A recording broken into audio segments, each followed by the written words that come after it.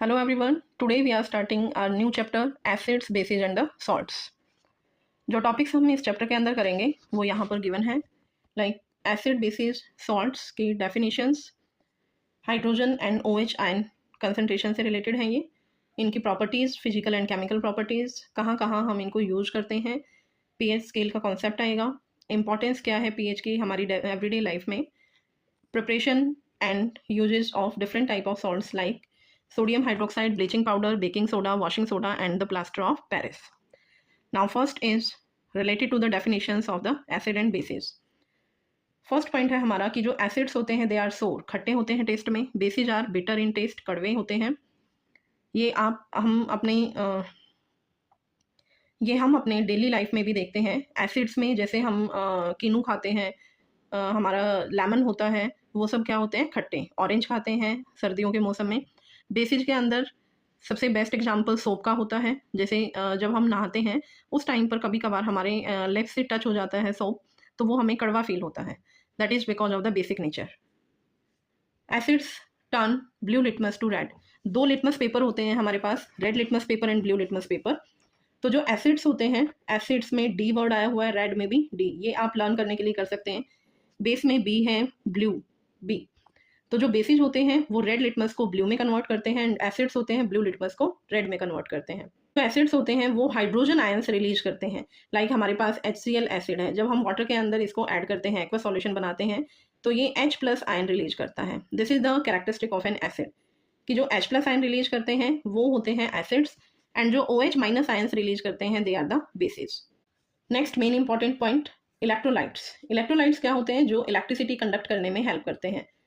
जब हम कोई भी एक्वस सॉल्यूशन लेते हैं, when we are adding acids in water और bases in water, then it is known as aqueous. Aqueous means related to the water. जब वाटर में हम उसको ऐड करेंगे तो वो एक्वस सॉल्यूशन बन जाता है।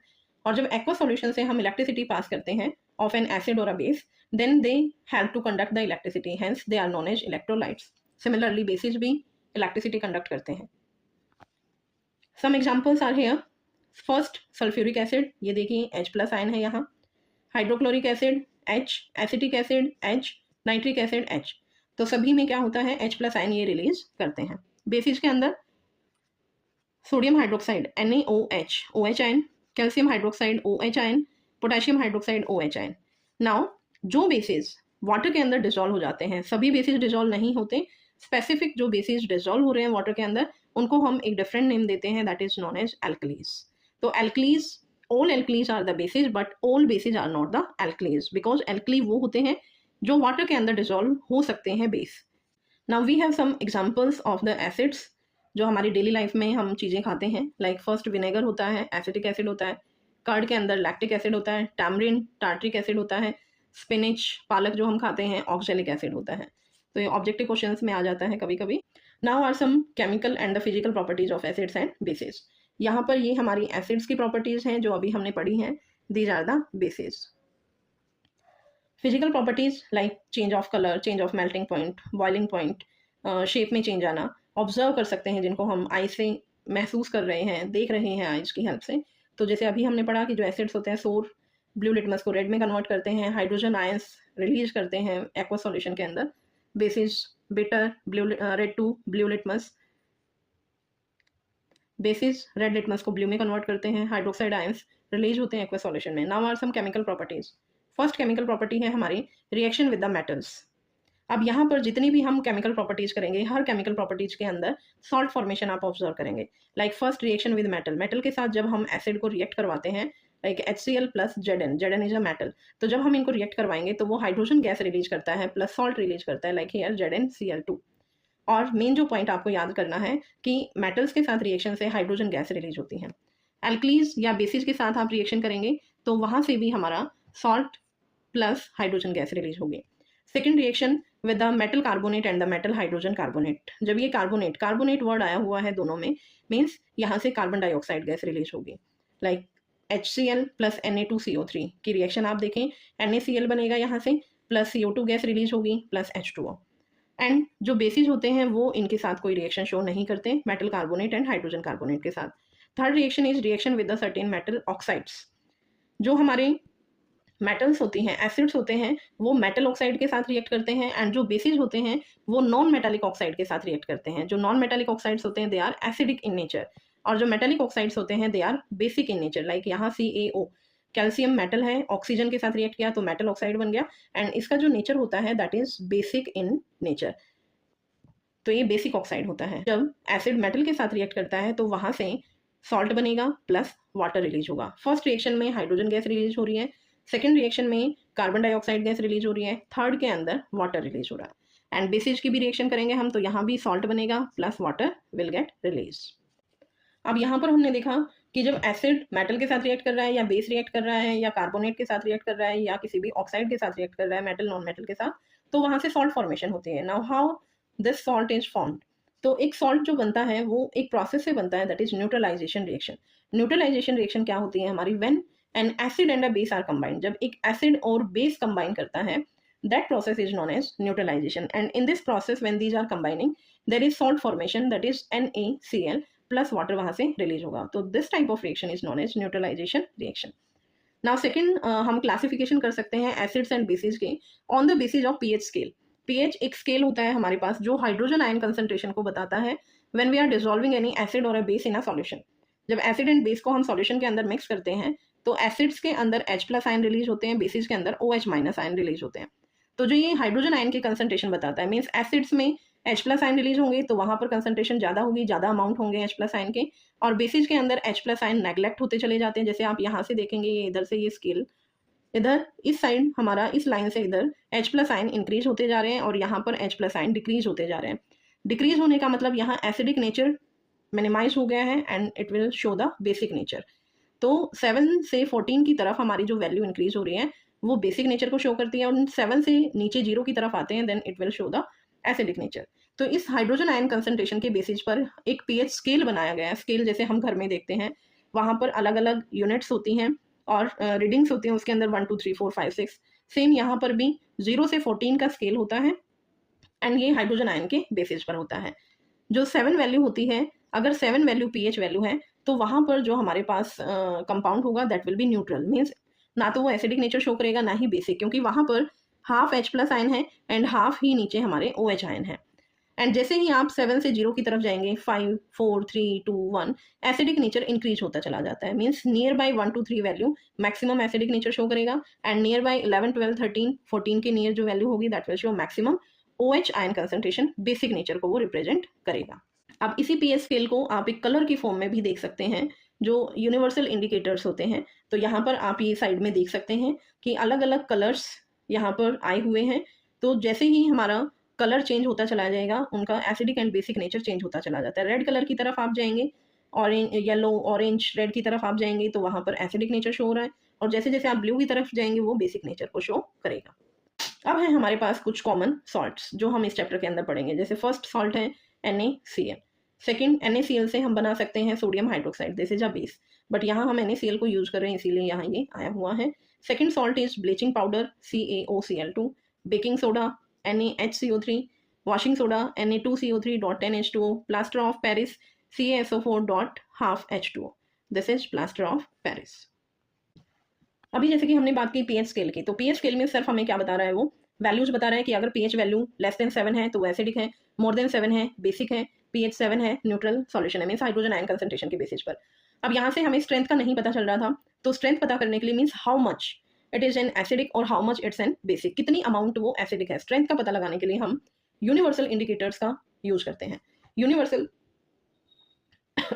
यूनिवर्सल इंडिकेटर्स क्या होते हैं, ये डिफरेंट डिफरेंट कलर्स शो करते हैं at different concentrations of hydrogen ion. जितनी ज़्यादा हाइड्रोजन आयंस होगी उतना ही ज़्यादा वो डार्क कलर शो करता चला जाएगा, एंड जितनी कम होगी कलर में चेंज आएगा। जैसे कि आप यहाँ स्केल में देख सकते हैं, सेंटर में आपको ग्रीन कलर दिखाई दे रहा है, एंड सेंटर से आप अगर लेफ्ट साइड में जा रहे हैं यहाँ पर आपको yellow orange red colour, light red dark red colour दिखाई देता है। एंड अगर आप राइट साइड में जा रहे हैं तो आपको यहाँ ब्लू शेड्स में चेंजेस आ रहे हैं, पहले बहुत लाइट शेड है फिर डार्क शेड्स हैं। तो ये जो शेड्स हैं, ये डिफरेंट कलर्स जो आए हैं, ये हमें बताता है कि कितनी अमाउंट एसिडिक की है, कितनी अमाउंट बेसिक सॉल्यूशन की है। तो ये एक यूनिवर्सल इंडिकेटर्स की हेल्प से हम पता लगा सकते हैं। पीएच स्केल की हेल्प से ही पता लगाते हैं हम। पीएच स्केल जो होता है, पीएच वर्ड पोटेंश वर्ड से आया है, ये एक जर्मन वर्ड होता है, इसका मतलब होता है power, means the power of an acid और अ बेस। अब यहाँ पर जब हम स्केल में देखते हैं, जहाँ डार्क रेड कलर आया हुआ है वो स्ट्रॉन्ग एसिड्स होते हैं, like HCl, H2SO4, HNO3। And light colour अगर है, जैसे जैसे आप रेड से फिर ऑरेंज फिर और लाइट ऑरेंज येलो की तरफ जाएंगे, वो लेस एसिडिक नेचर शो करेंगे, हाइड्रोजन आयन कंसंट्रेशन डिक्रीज हो जाएगी उनकी, तो उन्हें हम वीक एसिड्स बोलते हैं, like CH3COOH, H2CO3। Same base के अंदर होगा, बेस के अंदर हमारी ये बीच में आपको सेंट्रल पॉइंट जहाँ ग्रीन कलर है ये न्यूट्रल की तरफ इंडिकेट करता है। एंड जैसे जैसे आप डार्क ब्लू की तरफ जाएंगे, वहाँ डार्क ब्लू की तरफ या 14 की तरफ अगर वैल्यूज हमारी जाती जा रही है तो that will be known as strong base, NaOH, KOH, CaOH twice, calcium hydroxide. And जैसे जैसे आप डार्क ब्लू से लाइट की तरफ आ रहे हैं, they are known as weak base, like NH4OH। तो इनको हम डाइल्यूट भी कर सकते हैं, अगर हमारे पास बहुत स्ट्रॉन्ग एसिड है, बहुत स्ट्रॉन्ग बेस है, तो उनको हम डाइल्यूट करने से, dilute means the addition of the water, water अगर आप ऐड कर देंगे तो उसकी जो pH वैल्यू है उनकी इंक्रीज होती चली जाएगी, बेस की pH वैल्यू डिक्रीज हो जाएगी, मीन्स हाइड्रोजन आयन डिक्रीज हो जाएंगे। क्यों? क्योंकि उसके अंदर OH आयंस होते हैं। तो जब हम उसको डाइल्यूट करते हैं वो कंप्लीटली अपने आयंस में ब्रेक डाउन हो जाएगा, एंड जितना ज़्यादा वो ब्रेक डाउन होगा उतना ही ज़्यादा वो अपना नेचर शो करेगा, एसिडिक या बेसिक। नाउ हमारे पास एक ये बहुत ही इंपॉर्टेंट बेस है, सोडियम हाइड्रोक्साइड, NaOH। इसको प्रिपेयर करने की प्रोसेस आती है, नेम से भी डायरेक्ट क्वेश्चन आ जाता है, लाइक क्लोर एल्कली प्रोसेस क्या है, या क्वेश्चन आपका ये आ सकता है, how we can prepare sodium hydroxide. तो सोडियम हाइड्रोक्साइड को प्रिपेयर करने के लिए हम इलेक्ट्रोलिटिक डीकम्पोजिशन प्रोसेस को यूज करते हैं, जहाँ कैथोड एंड एनोड रोड्स होती हैं, उन रोड्स पर हमारी अलग अलग जो गैसेज होती हैं वो डिपॉजिट होती चली जाती हैं, सॉल्यूशन के अंदर हमें NaOH सोडियम हाइड्रोक्साइड मिलता है। हाउ? ब्राइन सॉल्यूशन हम इसके लिए लेते हैं, NaCl सॉल्ट है, प्लस उसके अंदर जब वाटर ऐड करते हैं एंड इलेक्ट्रिकली हम उसको जब ट्रीट करवाते हैं तो वहाँ से NaOH निकलेगा, Cl2 गैस एट एनोड बनती है and hydrogen gas at the cathode बनती है। नाउ अभी तक हमने पढ़ा कि एसिड्स होते हैं, बेस होते हैं, उनके कैरेक्टर्स आपने पढ़े, और उनको हम कैसे pH स्केल से आइडेंटिफाई कर पाते हैं कि कितना स्ट्रॉन्ग एसिड है, वीक एसिड है, या स्ट्रॉन्ग बेस है, वीक बेस है। सेम ऐसे ही हमारे पास कुछ इंडिकेटर्स होते हैं, इंडिकेटर वर्ड से ही पता चल रहा है, मीन्स टू आइडेंटिफाई, आइडेंटिफाई करने के लिए वेदर जो हमारे पास सॉल्यूशन है दैट इज एन एसिड और अ बेस। तो फर्स्ट इंडिकेटर होता है इसके लिए नेचुरल, नेचुरल मीन्स जो नेचर में ही हमारे पास प्रेजेंट होते हैं। तो इनके लिए फर्स्ट लिटमस, सेकेंड हम रेड कैबेज के लीव्स का एक्सट्रैक्ट निकाल लेते हैं, उसको क्रश करके एंड उसमें थोड़ा सा वाटर ऐड करके हम उसको डाइल्यूट करके फिल्टर कर लेंगे। एंड टर्मरिक हल्दी हम डेली लाइफ में देखते हैं। लिटमस पेपर का वही जो पीछे पड़ा है हमने, ब्लू लिटमस पेपर को रेड में कन्वर्ट कर देता है acid, and red litmus paper को ब्लू में कन्वर्ट कर देता है बेस। रेड कैबेज लीव्स का एक्सट्रैक्ट अगर हम डालेंगे तो एसिड्स के अंदर रेड कलर ही रहेगा, एंड बेस के अंदर अगर हम डालेंगे तो वो रेड कलर ग्रीन में कन्वर्ट हो जाएगा। सेम टर्मरिक हल्दी होती है, हल्दी पे जैसे हमारे कपड़ों पर हल्दी लग जाती है, उस पर कोई एसिड डालेंगे आप तो कोई चेंज नहीं होगा, बट जैसे ही आप उसको वॉश करने चलते हैं, डिटर्जेंट डालते हैं या आप सोप अप्लाई करते हैं उस पर, आप देखेंगे वो रेड कलर में कन्वर्ट हो जाता है, जो स्पोर्ट हल्दी का होता है। तो क्यों? क्योंकि बेस के अंदर टर्मरिक है, वो रेड कलर में कन्वर्ट हो जाती है। नेक्स्ट इंडिकेटर है हमारे पास सिंथेटिक इंडिकेटर, मीन्स जो लैब्स में प्रिपेयर होते हैं synthetic. First phenolphthalein, second methyl orange. अगर आप एसिड में फिनोप्थलीन ऐड करेंगे तो वो कलरलेस रहेगा, नो चेंज। अगर आप बेस के अंदर फिनोप्थलीन ऐड करेंगे तो पिंक कलर वहाँ आ जाएगा। मिथाइल ऑरेंज अगर हम डालते हैं तो जो ऑरेंज कलर होता है डार्क रेडिश शेड ही होती है, तो एसिड में रेड रहेगा और बेस के अंदर ये येलो कलर में कन्वर्ट हो जाएगा। नेक्स्ट हमारे पास कुछ ऑल्फैक्टरी इंडिकेटर्स होते हैं, मीन्स जिनको हम स्मेल करके आइडेंटिफाई कर सकते हैं। जैसे फर्स्ट ऑनियन, ऑनियन को अगर एसिड में आप डालेंगे तो वही स्मेल रहेगी ऑनियन की, एंड अगर बेस के अंदर डालेंगे नो स्मेल। वनीला एसेंस डालेंगे, लाइक हमारी वनीला हम आइसक्रीम्स लेके आते हैं, फ्लेवर से ही हमें पता चल जाता है, अलग से ही स्मेल से भी पता चल जाता है कि ये वनीला फ्लेवर की है। तो यहाँ भी अगर वनीला एसेंस एसिड में डालेंगे स्मेल वही रहेगी, बेस के अंदर डालेंगे smell will disappear. Clove oil डालेंगे, लौंग का ऑयल डालेंगे अगर, तो स्मेल उसकी ऐसे ही रहेगी, एंड अगर बेस में डालेंगे तो स्मेल उसकी रिमूव आउट हो जाएगी। Now there are some examples in which we will see that in our daily life pH की इंपॉर्टेंस है। वो कैसे? First, pH in our digestive system. Digestive system के अंदर हम पढ़ते हैं कि जो हमारा स्टमक होता है वो HCl एसिड रिलीज आउट करता है। HCl की बहुत इंपॉर्टेंस होती है, एक तो जैसे कोई भी माइक्रोब्स एंटर कर जाते हैं हमारे खाने में तो वो उनको किल करने का काम करता है, प्लस वो एक्टिवेटर का काम करता है। जो पैप्सिन एंजाइम होता है बॉडी के अंदर, स्टमक के अंदर, जो प्रोटीन्स को डाइजेस्ट करता है उसको एक्टिवेट करने का काम करता है। तो इंपॉर्टेंस के साथ साथ अगर ये बहुत ज़्यादा रिलीज हो जाता है स्टमक में तो इनडाइजेशन हो सकता है, एसिडिटी की प्रॉब्लम भी हो जाती है। तो उस एसिडिटी की प्रॉब्लम अगर हमें खट्टी खट्टी डकारें आनी शुरू हो जाए, आप बहुत ज़्यादा तली हुई चीज़ें खाते हो, गले में जलन होनी शुरू हो जाती है, स्टमक में जलन होती है, तो वो क्यों होता है? एसिडिटी की वजह से, इनडाइजेशन की वजह से। तो उसको हम ठीक करने के लिए घर में जो किचन में हमारे पास बेकिंग सोडा होता है, या हम milk of magnesium, magnesium hydroxide को यूज कर सकते हैं, ये एंट एसिड का काम करता है। Ant means opposite to the acid, acid को खत्म करने के लिए यूज होता है। सेकेंड है टूथ डिके, कि जो हमारा टूथ होते हैं, टीथ्स होते हैं, आप अपने पेरेंट्स से भी सुनते हैं, जब खाना खाते हो आप शाम को बोला जाता है, या टीचर्स भी आपको बोलते हैं कि आप खाना खाने के बाद शाम को ब्रश करके ही सोएंगे। क्यों? क्योंकि जो हमारा टूथपेस्ट होता है उसके अंदर बेसिक नेचर होता है, और जो हम खाना खाते हैं, खाने में कुछ एसिडिक नेचर ऐड होता चला जाता है, स्टमक में भी एसिड रिलीज हो रहा है, खाना हम खा रहे हैं, वो फूड पार्टिकल्स हमारे माउथ में रह जाते हैं। तो जब हम रात को, क्योंकि हमारा जो माउथ होता है वो डीएक्टिवेट हो जाता है, हिलता नहीं है, मूवमेंट नहीं होती है, तो वहाँ शुगर इंक्रीज होती चली जाती है और एसिड फॉर्मेशन हो जाता है। अगर इस एसिडिटी के इंक्रीज होने से हमारे माउथ की पीएच बिलो देन 5.5 हो जाए, तो वहाँ से टूथ डिके होना स्टार्ट हो जाता है, क्योंकि जो हमारा टूथ की जो इनेमल है, जो हार्ड लेयर होती है टीथ्स की, वो कैल्शियम फॉस्फेट से बनी हुई होती है, एंड ये एसिडिक नेचर में डिसॉल्व होना शुरू हो जाती है। तो इसकी वजह से हमारे टीथ खराब हो सकते हैं, इसीलिए हमें टूथपेस्ट, बेसिक टूथपेस्ट यूज करना चाहिए। Self defence by the animals, कुछ एनिमल्स एंड कुछ प्लांट्स होते हैं जो खुद को बचाने के लिए दूसरे पर अटैक करते हैं। लाइक जैसे हमारे पास एंट स्टिंग होती है, नेटल्स होती हैं, हमें काट लेती हैं, तो वो क्या करती हैं, हमारी बॉडी पर मेथेनोइक एसिड रिलीज कर देती हैं। उनकी स्टिंग के अंदर, उनके डंक के अंदर मेथेनोइक एसिड होता है, जिसकी वजह से हमें बहुत पेन होता है। तो उसे सही करने के लिए हम बेकिंग सोडा ऐड कर सकते हैं। नेक्स्ट, जैसे हम देखते हैं, हम कहीं ऐसे एरिया में से जाते हैं जहाँ बहुत झाड़ियाँ हैं, पेड़ पौधे हैं, तो वहाँ कभी कभी नेटल प्लांट होता है, अगर आप उसके पास से जाते हैं तो उसकी लीव्स भी हमारी बॉडी पर मेथेनोइक एसिड रिलीज कर देती हैं, जिसकी वजह से हमें पेन होता है। अब वहाँ पर, क्योंकि नेचर ने भी वो प्लांट प्रोवाइड किया है, तो नेचर ही हमें उससे बचने का उपाय बताता है। जहाँ भी नेटल लीव्स होंगी, नेटल का प्लांट होगा, वहीं पर डॉग प्लांट भी आपको मिलेगा। क्यों? क्योंकि जो डॉग प्लांट होता है वो बेसिक नेचर का होता है। अगर उसकी लीफ को आप, जहाँ नेटल की लीव्स लगी हैं आपकी कहीं भी बॉडी पर, अगर वहाँ आप डॉग प्लांट की लीव्स को रब करेंगे तो उससे आपको रिलीफ मिल सकता है। नेक्स्ट है पीएच इन सॉइल।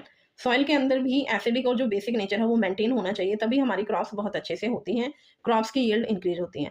अगर ज़्यादा एसिडिक हो जाता है, ज़्यादा एसिडिक, जैसे आप देखते हैं कि जो हमारी मिट्टी होती है, कहीं कहीं मिट्टी में से ही वाइट वाइट लेयर निकलनी शुरू हो जाती है, ऊपर ऊपर हमें वाइट वाइट लेयर दिखती है। वो क्यों होता है? एसिडिक नेचर की वजह से। जब मिट्टी के अंदर, सॉइल के अंदर एसिडिक नेचर बढ़ता है तो वो लेयर बननी शुरू हो जाती है। तो उसको कम करने के लिए हम क्या कर सकते हैं? क्विक लाइम या स्लैक लाइम को यूज़ कर सकते हैं।